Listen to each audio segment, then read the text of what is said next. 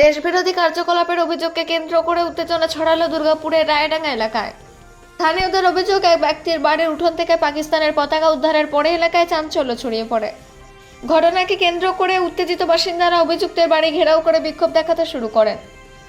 জানা গেছে, দুর্গাপুর নগর নিগমের 43 নম্বর ওয়ার্ডের অন্তর্গত রায়ডাঙ্গা এলাকায় বাসিন্দারা আশরাফুদ্দিন আহমের বাড়ির সামনে মঙ্গলবার সকালে পাকিস্তানের পতাকা দেখতে পান স্থানীয়রা।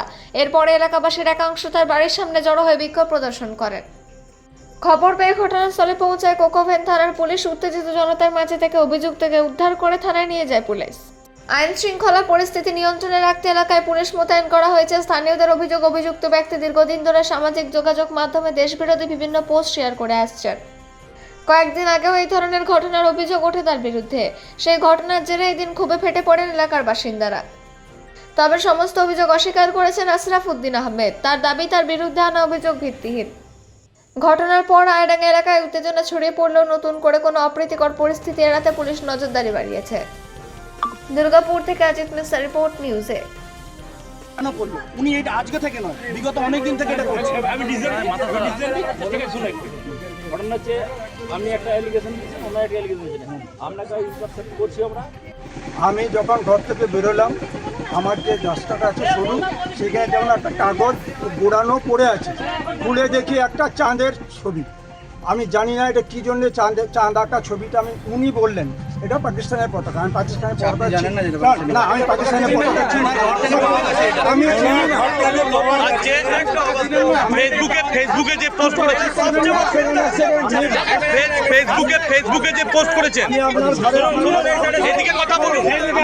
ফেসবুকে যে পেজটা করেছেন, ফেসবুকে শুনুন, আমার ঘরে আপনারা সার্চ করুন পুরো। ফেসবুকে পোস্ট করেছেন যেটা, হ্যাঁ, পেজটা ফরওয়ার্ড করেছিলাম, আমি করেছি যে একজন সাধু চুপ করো, চুপ করো, একজন সাধু বলছেন যে এই ব্যাপারে, হ্যাঁ, ওখানে লেখা আছে, দেখুন, মানে ফেসবুক, হ্যাঁ, যে এতে লেখা আছে যে এটা ধর্মীয় ইয়েটা যে শাসন। না, এরকম একটা করলেন কেন আপনি? দেশে থেকে দেশ বিরোধী এরকম একটা বিষয়কে আপনি কথা বলতে দিন, শেয়ারটা করলেন কেন? আমি বলিনি, ওটা ফরওয়ার্ড করেছে একজন। শেয়ার করেছেন মানে তো আপনি সাপোর্ট করেছেন, কথা বলছেন ওনাকে।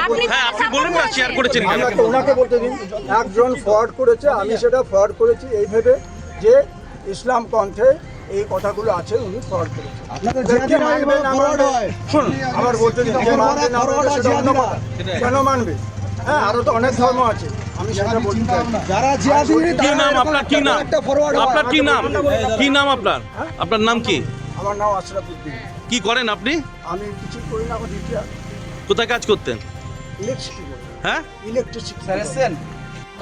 কালকে রাত্রে একটা খবর পাই, লেট নাইট, যে এইখানে যে আশরাফ আলী বলে যে ব্যক্তিটি আছেন, উনি হচ্ছে কি বিগত দিন থেকে এক গ্রুপে, হোয়াটসঅ্যাপের গ্রুপে উনি একটা ভিডিও পোস্ট করছেন যে যদি হিন্দুস্তানের শান্তি কায়েম রাখতে হয় তাহলে কোরআন শরীফের আইন মেনে চলতে হবে। তো যেহেতু রাত হয়ে গেছিলো, আমরা ওই জন্য আসিনি। আমরা সকালবেলা এলাম, এসে দেখলাম ওনার ঘরে পাকিস্তানি পতাকা ঝুলছে। আমরা সেটাকে যখন নামিয়ে ওনাকে দেখালাম, তো উনি দেখলাম হাতে মুড়িয়ে রেখেছে। কাকু এটা কি আছে? দেখাচ্ছে না, পেছনে লুকিয়ে রেখেছে। ও দেখেছে, দেখার পরে যখন আমরা হাতে নিলাম, দেখলাম পাকিস্তানি পতাকা। যখনই আমরা সেটা নিয়ে চেস করতে গেছি, এবং এটাও আমরা বলেছি যে যদি পাকিস্তানের পতাকা আপনার কাছে রাখতে হয়, যদি পাকিস্তানি প্রেম থাকে, তাহলে আপনার হিন্দুস্তানে থাকা যাবে না, পাকিস্তান আপনি চলে যান।